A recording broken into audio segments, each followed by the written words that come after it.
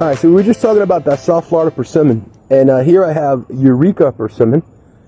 These came bare root, so they were potted into these grow bags, and this one decided to wake up just literally a couple of days ago, and it's just bursting out with the new growth. Look at that.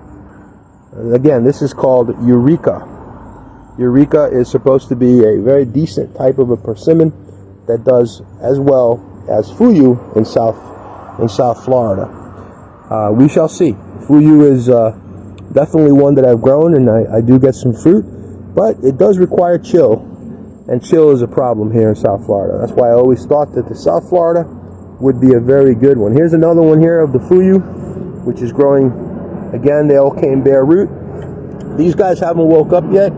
That's another Fuyu. It's still alive. The buds are looking good. And then that one's a Eureka, and it's still alive, but it has not decided to burst out yet with any of the buds. You don't want it to do that too prematurely, because if the roots haven't developed and then you get a whole bunch of leaves, it's a good chance you might lose it due to the lack of roots not being able to supply it with what it needs, nutrients, water, and so on.